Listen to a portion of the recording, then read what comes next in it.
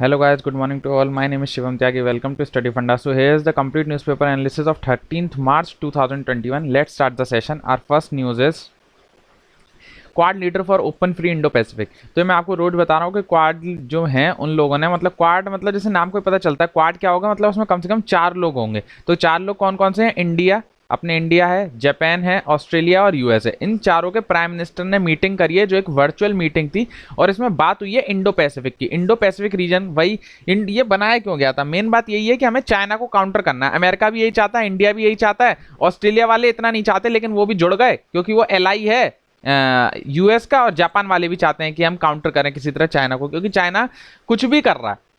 तो वही बात है, अपने काम का बस ये है क्वाड।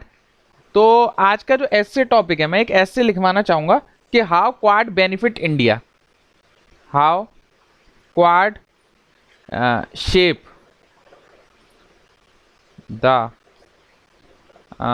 हाउ क्वाड शेप करेगा, how quad shape the future relations in Indo Pacific region. तो आज इस पे सबको ऐसे लिखना है, बहुत अच्छा टॉपिक है क्योंकि बहुत ज्यादा न्यूज में आ रहा है। तो आज इस पे क्वाड पे ऐसे लिखना है, हाँ quad shape the future relation in Indo Pacific region. तो जो भी बच्चे लिखेंगे तो वो मेरे को भेज सकते हैं। मेरी इंस्टाग्राम आईडी है shivam_tyagi_ST। तो इस पर मेरे को भेज सकते हैं, मैं चेक करके उनको बता दूंगा। बस क्वाड के बारे में इतना ही जानना है। और मैं कल, जो बच्चे नहीं भी भेज रहे, तो कल मैं इस पर खुद से एक ऐसे बताऊंगा कि लिखना कैसे। जो अच्छा ऐसे लिखेंगे तो मैं उन्हीं का शो कर दूंगा कि ऐसे ऐसे लिखा जाता है। तो आप जो भी चाहे मेरे को लिख सकते हैं। आगे चलते हैं।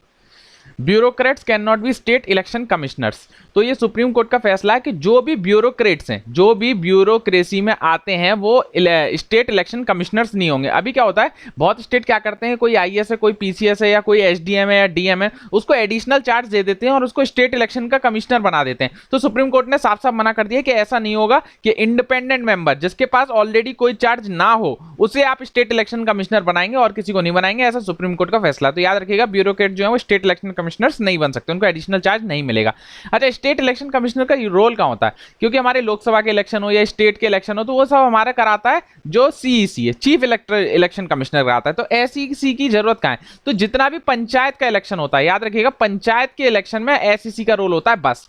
ना तो लोकसभा में, ना राज्यसभा में, ना स्टेट में, कहीं भी एसईसी का रोल नहीं है। केवल पंचायत के इलेक्शन जब भी होंगे या म्यूनिसिपैलिटी के इलेक्शन होंगे तब एसईसी का रोल होता है, और कहीं एसईसी का रोल नहीं होता। एसईसी की फुल फॉर्म है state election commissioner.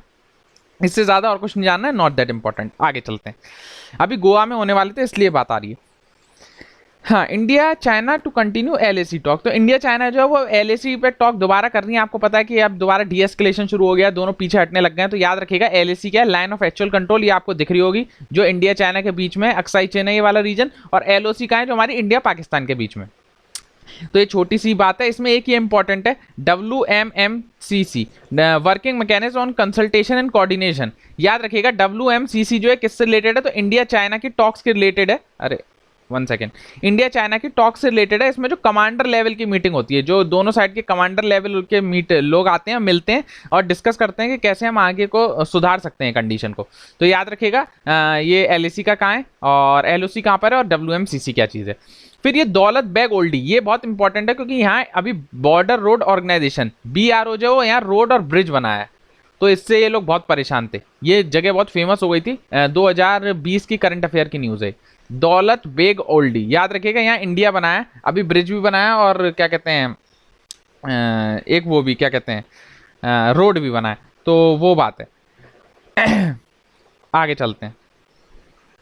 Rajasthan information commissioner penalised 5 official for negligence. तो क्या हुआ कि राजस्थान में इंफॉर्मेशन कमिश्नर, आपको पता है CIC होते हैं हमारे, तो उन्होंने क्या करा, CIC भी होते हैं, SIC भी होते हैं, स्टेट में भी होते हैं, चीफ में भी होते हैं। तो इन्होंने 5 लोगों को पीनलाइज कर दिया, मतलब फाइन लगा दिया पैसों का। इतना बड़ा फाइन ठोक दिया। 1 सेकेंड, हाँ ये कुछ यार गड़बड़ हो गई, 1 मिनट। अरे चलिए कोई बात नहीं, आज ऐसे ही पढ़ लेते हैं थोड़ा। चेंज हो गया, हाँ चलिए ठीक हो गया। तो इन्हें पिनलाइज करा है 5 लोगों को। क्यों करा है? क्योंकि उन्होंने जब किसी बंदे ने उनसे आरटीआई के थ्रू इन 5 लोगों से कुछ पूछा होगा और इन 5 लोगों ने उसका रिप्लाई नहीं दिया, तो उन लोगों ने शिकायत चीफ इंफॉर्मेशन कमिश्नर को कर दी। जब भी आप आरटीआई डालते हैं किसी सरकारी कर्मचारी को, तो वो अगर रिप्लाई नहीं देता है तो फिर आप एक सीआईसी होता है, या तो चीफ सेंटर में आपने पूछा है तो सीआईसी होगा, ये स्टेट में पूछा है तो एसआईसी होगा, तो आप उसको सीधे कंप्लेंट कर देते हो कि हमारा इतना दिन हो गया अभी तक हमारी आरटीआई का जवाब नहीं आया। तो ऐसे ही यहाँ पे हुआ था। तो जो इन्फॉर्मेशन कमिश्नर है उसने 5 लोगों के खिलाफ नेग्लिजेंस का पिनलाइज करा है, और 2 लोगों पे 15,000 का फाइन, 2 लोगों पे 10,000 का फाइन और एक पे 5,000 का फाइन, इतने का फाइन ठोक दिया है। तो ये बहुत बड़ी बात है कि इतने का फाइन ठुका है। अपने काम का सीआईसीएस याद रखिएगा, सीआईसी कॉन्स्टिट्यूशनल बॉडी नहीं है। कॉन्स्टिट्यूशनल बॉडी वही होती है जिसका जिक्र या उसका आर्टिकल कॉन्स्टिट्यूशन में लिखा हो, तो इसका कहीं नहीं लिखा है। ये एक स्टैट्यूटरी बॉडी है क्योंकि एक्ट के थ्रू बनी है, आरटीआई एक्ट ऑफ 2005, इससे ये बनी थी। तो एक कॉन्स्टिट्यूशनल बॉडी नहीं है, एक स्टैट्यूटरी बॉडी है। कितने लोग होते हैं? तो 1+10, एक तो इसमें चीफ होगा और 10 अदर मेंबर होंगे। इनको अपॉइंट कौन करता है? 11 लोगों को तो प्रेसिडेंट अपॉइंट करता है। प्रेसिडेंट अपॉइंट करता है किसकी रिकमेंडेशन पे? तो 3 लोग रिकमेंड करते हैं। रिकमेंडेशन में कौन होता है? तो पीएम होता है, प्राइम मिनिस्टर होता है, एक लीडर ऑफ अपोजिशन होता है जो लोकसभा के होते हैं वो, और एक कैबिनेट मिनिस्टर होता है। कैबिनेट मिनिस्टर कोई भी हो सकता है जैसे पीएम अपॉइंट करता है। तो 3 लोग जब रिकमेंड करेंगे प्रेसिडेंट साहब को, तो प्रेसिडेंट साहब अपॉइंट कर लेते हैं 11 लोगों को। ये कौन हो सकते हैं 11 लोग? ये कोई भी पार्टी से रिलेटेड नहीं होने चाहिए, ये ऐसे होने चाहिए नॉर्मल लोग जो किसी भी फील्ड से हो सकते हैं, साइंस की, लॉ की, सोशल सर्विस, मैनेजमेंट, और स्टूडेंट भी। याद रखिएगा कौन कौन नहीं होगा, ये बहुत इंपॉर्टेंट है कि वो एमपी नहीं होना चाहिए या एमएलए नहीं होना चाहिए, और कोई भी ऑफिस ऑफ प्रॉफिट नहीं होना चाहिए। याद रखिएगा एमपी, एमएलए या कोई भी office of profit. Office of profit क्या होती है? सरकारी जॉब में कहीं भी कुछ कर रहा हो वो नहीं होगा ऑफिस ऑफ प्रॉफिट। एज कितनी होनी चाहिए? 65 साल। याद रखिएगा 65 साल तक इनकी एज है, और नॉट एलिजिबल फॉर रीअपॉइंटमेंट। एक बार ये अपॉइंट हो गए तो ये रीअपॉइंट नहीं हो सकते। तो ये वीडियो को पॉज करके प्लीज ये नोट कर लीजिएगा, हमारे अगेन नोट्स का पार्ट है। जिनको हमारे ऐसे क्रिस्प नोट चाहिए तो वो परचेस कर सकते हैं। वैसे तो मैं यही बोलूंगा कि आप एम लक्ष्मीकांत को रेफर करिए, नोट से बेटर लक्ष्मीकांत बुक है, मैं तो यही बोलूंगा। आप जाके आज पढ़िएगा वहाँ चैप्टर, सीआईसी एसआईसी दोनों जो पढ़ना चाहें तो पढ़ सकते हैं। तो ये छोटा सा था, मैंने बता दिया, आगे चलते हैं। 2 bad option, Afghanistan leader have to choose between war and sharing with Taliban. ये कुछ काम का नहीं है।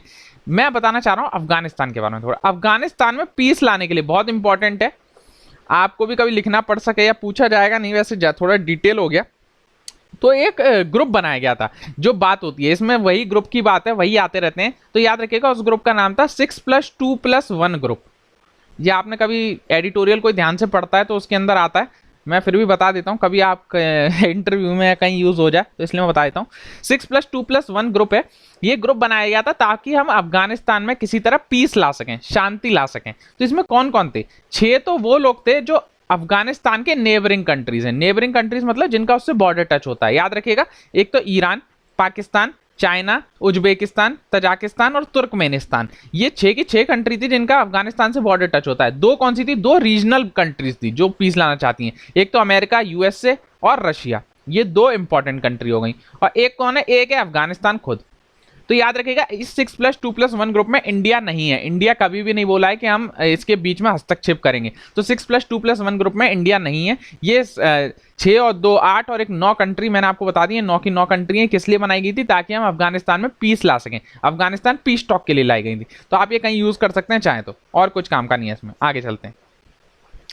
Maths physics no longer must for engineering admission. ये मैंने आपके काम के लिए बता दिया। आपके कोई जानने वाले आपके और भाई बंधु होंगे, तो अब आपके 12th में कोई भी आपके पास भली फिजिक्स हो या मैथ हो या ना हो, तो भी आप इंजीनियरिंग में एडमिशन ले सकते हैं। ये बहुत अच्छा कर दिया है एआईसीटी ने कि भले आपके पास 12th में, पहले क्या होता था, इंजीनियरिंग में एडमिशन वही ले सकते हैं जिनके पास फिजिक्स और मैथ्स कंपलसरी होता था कि आप फिजिक्स और मैथ्स अगर आपके पास 12th में तभी आप ले सकते हैं। तो एआईसीटी ने ये अब चीज खत्म कर दी है। अब 12th में आपके पास 14 में से कोई भी सब्जेक्ट है तो भी आप इंजीनियरिंग में एडमिशन ले सकते हैं। और ये बात सही भी है क्योंकि आप अगर इंजीनियरिंग में जाते हैं, जब भी हम फर्स्ट ईयर सब लोग करते हैं, तो फर्स्ट ईयर में ऑलरेडी हमको कोई भी ब्रांच हो उसे सब कुछ पढ़ाया जाता है। सबने फिजिक्स पढ़ी होती है, सबने केमिस्ट्री और सबने मैथ्स। आप किसी भी फील्ड से आए हो, किसी भी ब्रांच में हो, तो भी आपको फिजिक्स, केमिस्ट्री, मैथ्स पढ़ना ही पड़ता है वहां पे। तो ये उन्होंने बहुत अच्छा करा है कि आप किसी भी फील्ड से हो आप आइए। और यूनिवर्सिटी में तो वैसे ही हम आपको कॉमन कोर्स के तहत आपको फिजिक्स और ड्राइंग ये सब पढ़ाएंगे ही, तो आपको परेशानी नहीं होगी। तो ये अब ऐसा हुआ है, तो देखिए अभी इस साल से अगले साल से लागू हो जाएगा। ये अप्रूवल हो जाएगा 2021-22 के स्टूडेंट्स के लिए। बस 45% आपका स्कोर हो किन्हीं 3 सब्जेक्ट में तो ये आपका एडमिशन हो जाएगा। तो ये आपके एग्जाम में नहीं पूछा जाएगा, बस मैंने बता दिया, ध्यान रखिएगा। आगे चलते हैं। सेंसस डाटा में डिसाइड फूड सब्सिडी। तो अभी आपको पता है हमारा लास्ट सेंसस जो हुआ था वो 2011 में हुआ था। अब हमारा नेक्स्ट सेंसस आपको पता है हर 10 साल में होता है, तो अब 2021 में हो रहा है, चल रहा है। तो उसमें क्या बोला है कि अब हम फूड सब्सिडी को भी उसके अंदर काउंट करेंगे। तो थोड़ी सी चीजें मैं बता देता हूँ कि इस बार क्या क्या खास है अपने सेंसस 2011 में 2021 में। तो इस बार थर्ड जेंडर को भी रिकॉग्नाइज किया गया है। जो थर्ड जेंडर है, ट्रांसजेंडर जिसे हम बोलते हैं, उसको रिकॉग्नाइज किया गया। मतलब इस डेटा में थर्ड जेंडर के बारे में भी आ जाएगा। और गवर्नमेंट टीचर्स जो है वो इसको एक्सरसाइज को कर रहे हैं। गवर्नमेंट के जो टीचर्स हैं वो इसको एक्सरसाइज को कर रहे हैं। इसमें हाउस भी बताए जाएंगे, हाउस लिस्टिंग करी जाएगी, कितने लोग कहाँ हैं, ये सब देखा जाएगा। और इसमें इंपॉर्टेंट बात क्या है, जैसे हमारे शेड्यूल में 22 लैंग्वेज का जिक्र है कि इंडिया में 22 लैंग्वेज, लेकिन इसमें याद रखिएगा 22 के 22 लैंग्वेज में सेंसस नहीं होगा। पिछले जो 2011 का हुआ था वो 16 लैंग्वेज में हुआ था, ये वाला जो है 18 लैंग्वेज में होगा। ये थोड़ी सी डिटेल जानकारी है, इतना पूछता नहीं है, लेकिन कभी एकदम ही घुस के यूपीएससी अगर आ जाए अपने पे तो पूछेगा, तो मैं बता देता हूँ। बहुत इंपॉर्टेंट टॉपिक है सेंसस 2011। अब ये सारी स्टेटों में नहीं हो रहा है, 3 स्टेटों में नहीं हो रहा है, शायद जम्मू कश्मीर को छोड़ दिया है, उत्तराखंड को छोड़ दिया है और हिमाचल प्रदेश को छोड़ दिया है। तो अभी सारी स्टेट्स में नहीं हुआ है, इन 3 स्टेट को अभी छोड़ा हुआ है। तो ये छोटी सी जानकारी थी, मैंने आपको बता दी। थोड़ा और इसकी हिस्ट्री जान लेते हैं।